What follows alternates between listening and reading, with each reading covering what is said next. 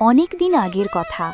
বাংলার সবুজে মোড়া, হাঁসের ডাক আর খড়ের ঘ্রাণে ভরা এক শান্ত গ্রাম, নাম শ্যামলপুর। এই গ্রামের এক কোণে থাকত এক সৎ সাদাসিধে কৃষক নরেশ। তার সবচেয়ে বড় সম্পদ ছিল একটি বলদ, কালু। কালুই ছিল তার সঙ্গী, তার কর্মশক্তি আর তার জীবিকার মূল ভরসা।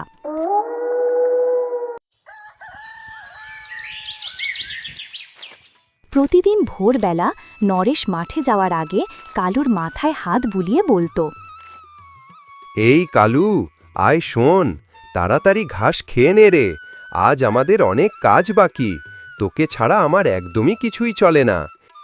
কালুও যেন সব বুঝত। নরেশের গ্রামের আর এক ঘরে থাকত তার শৈশবের বন্ধু কানাই, কিন্তু দুজনের স্বভাব ছিল সম্পূর্ণ উল্টো। নরেশ সৎ, পরিশ্রমী, সরল। কানাই অলস, মিষ্টি কথায় কাজ উদ্ধার করে নিত। তবুও তাদের বন্ধুত্ব ছিল অনেক দিনের।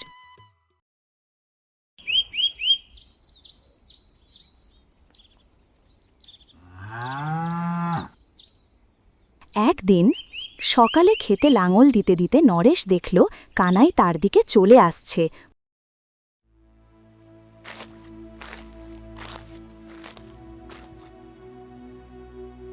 আরে নরেশ ভাই, কেমন আছো? মুখটা দেখলেই বুঝবি আজ মনটা খুবই খারাপ, তাই তোকে দেখতেই চলে এলাম। আরে কানাই, হঠাৎ এই মাঠের মাঝখানে, সব ঠিক আছে তো? তোমার মুখটা দেখি কেমন মলিন আর চিন্তায় ভরা, কোনো বিপদে পড়েছ নাকি? কি আর বলবো ভাই, এই বছর সব ফসল নষ্ট, ঋণের বোঝায় মাথা নুয়ে গেছে, মনে হচ্ছে গ্রাম ছেড়ে পালাই। কার কাছে সাহায্য চাইব কিছুই বুঝতেছি না। বন্ধুর কষ্ট সে সহ্য করতে পারে না। এমন মন খারাপের কথা বলিস কেন ভাই? জীবন তো উত্থান পতনে ভরা, আর বিপদে তো বন্ধুই তো পাশে থাকে। বল, আমাকে কিভাবে কাজে লাগাতে পারিস? যা পারি আমি করবই, তোকে একা ফেলবো না। একটা অনুরোধ রে ভাই, কয়েকদিনের জন্য কালুটাকে কি দিবি? লাঙল দিতে হবে, খুব যত্নে রাখবো, তাড়াতাড়ি ফিরিয়ে দেব, কথা দিলাম। নরেশ কিছুক্ষণ ভাবল, কালু ছাড়া তার নিজের কাজও থেমে যাবে, তবুও সে বলল, হ্যাঁ ভাই, জানি কালু ছাড়া আমার নিজের কাজও থমকে যাবে, কিন্তু তুই তো আমার ছোটবেলার বন্ধু, তোর কষ্টে যদি আমি একটু পাশে দাঁড়াতে না পারি, তাহলে বন্ধুত্বই বা রাখলাম কিসের?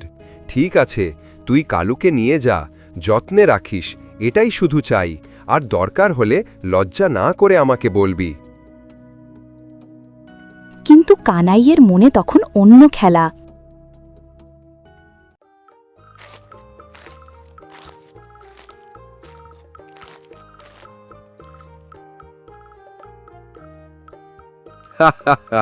নরেশকে বোকা বানানো সত্যিই সহজ, এমন সরল মানুষ, বলদটা বেচে দিলেই তো আমার লাভ।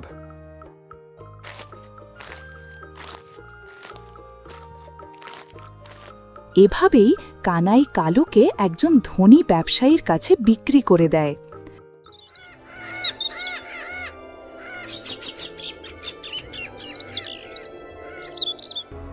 কয়েকদিন পর নরেশের ক্ষেতে কাজ শুরু হয়েছে। লাঙলের জন্য কালু দরকার, তাই সে কানাইয়ের বাড়িতে যায়। কানাই ভাই, আমি কালুকে নিয়ে যেতে এসেছি, ক্ষেতে লাঙল দেওয়ার সময় হয়ে গেছে, তাই ওকে দরকার।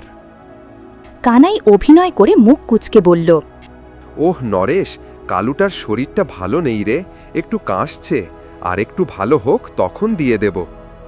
নরেশ চিন্তিত হলেও বিশ্বাস করে ফিরে আসে।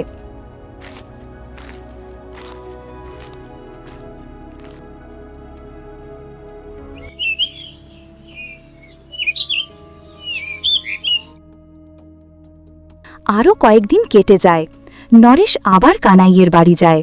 কানাই এবার বলে, ওরে দোস্ত, কালুটাকে তো ঘাস খাওয়াতে পাঠাইছি, এখন নেই, কাল সকালে আইসো। নরেশ এবার সন্দেহে পড়ে, তবুই সে কালকের জন্য অপেক্ষা করে ফিরে যায়।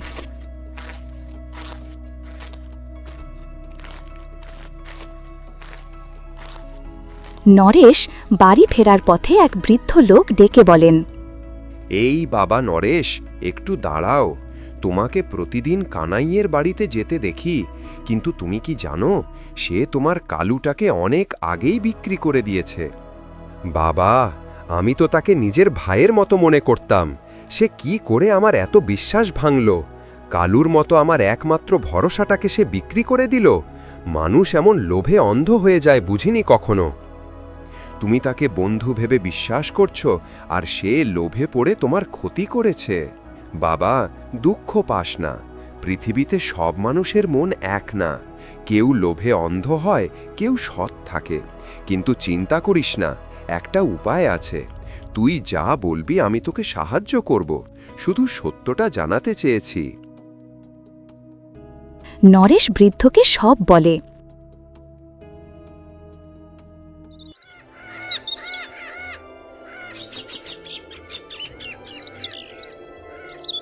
এর পরের দিন কানাই যখন রাস্তায় হাঁটছিল, বৃদ্ধ লোক তাকে ডাকল।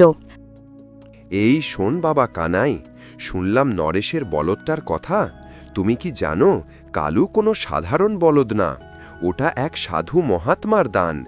যার কাছে থাকবে তার খেতে নাকি সারা বছর ফসল ভরবে।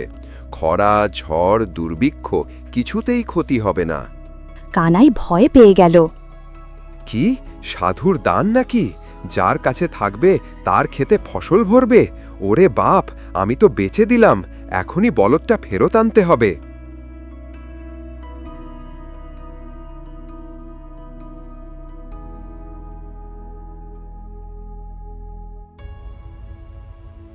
পরদিন কানাই সে ব্যবসায়ীর বাড়িতে গেল এবং ব্যবসায়ী তাকে বলল, কি কানাই, আবার এসেছো?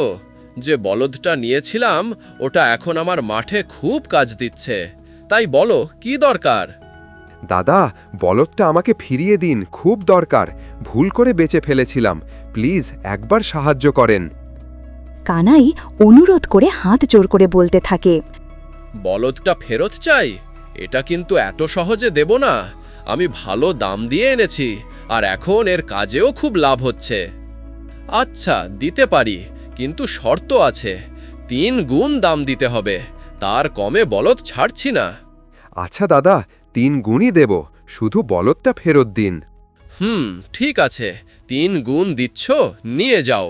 তবে মনে রেখো, এমন বলদ বারবার পাওয়া যায় না। সাধুর গল্প শুনে ভীত কানাই দ্বিধা না করে 3 গুণ দাম দিয়ে বলদ ফিরিয়ে আনে।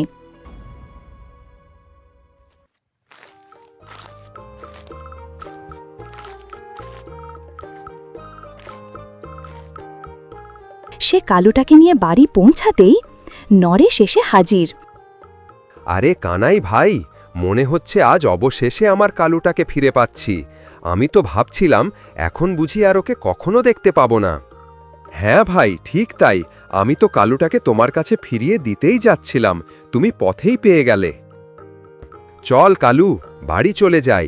অনেক দিনের কষ্ট আর অপেক্ষার শেষে আবার তোকে পেলাম রে। আর কখনো তোর থেকে দূরে যেতে দেব না।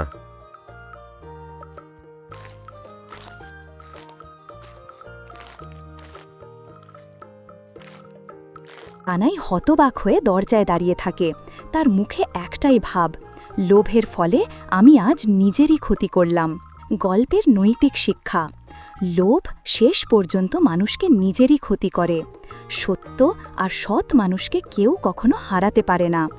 বন্ধুত্ব মানে বিশ্বাস, আর বিশ্বাস ভাঙলে শেষে নিজেরই অপমান হয়।